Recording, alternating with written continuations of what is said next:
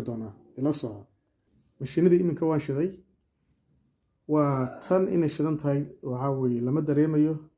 wadawaxeedu markii horetaba u qarsan yihiin waa alaab urursan halka tan shucaa isla markiiba ay soo doonayso waxaa diyaarsan badhamadii baa diyaarsan walaal labadii ilaasba waa diyaarsan yihiin labadii mashiin waa diyaarsan yihiin labada afna sidaad arkaysiin wakaa walaal mid waa silver baan idin yidhi oo waa maar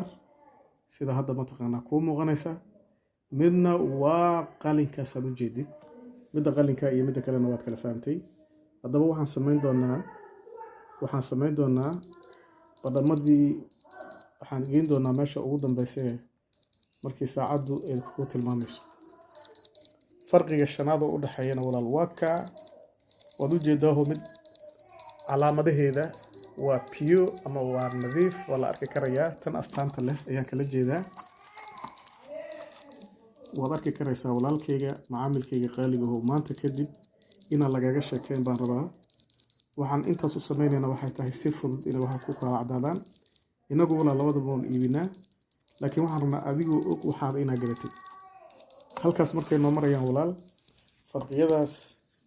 bannaanka ayay ku yaalaan 6 qodob ay ku kala duwan yihiin ayaan kula wadaagay haddaba walaal qiimahana way ku kala duwan yihiin saacadan astaan bay leedahay kambani baa ka mas-uula isagaas ayaana qaadanaya qiimaha ay joogtana tan laba jibbaarkeeday joogtaa halka kan tusaale oo kaleeto ay joogto $55 tani waxay joogtaa $120 sababtu wax kale ta maahee tani haddii birita ciladu kaaga timaado walaal cidaad ka iibsatay ayaa mas-uul ka ah tanina waa iska commercial oo si general ayay suuqa u taala common ah tanina waa exclusive ee kambaniga DMT la yiraahdo ayay exclusive u tahay oo iska leh haddaba walaalkayga qaaliga intaas waxaan kusoo gabagabeynaynaa maanta kadib inaan lagaaga sheekeyn maxay saacaduhu ku kala duwan yihiin farqiga adigu indhahaadaad ku arkaysaa walaalkayga qaaligow farqiga waa ka tambadhigayso waa garta okay intaasoo inay kaaga filan tahay rajaynaya walaal maanta kadibna aadan cid dambe weydiin doonin aan rajaynayaa oodan dhihin maxaa farqiga u dhaxeeya inaadan weydiin cidna ayaan rajaynayaa walaalkayga qaaligahow waxaa kale toon ku tusin rabaa haddii ilaahay yidhaahdo waxaad aragtaa tan markay shidan tahay waxayda waa cagaar tiq ah 4 lambar ee ugu horeysa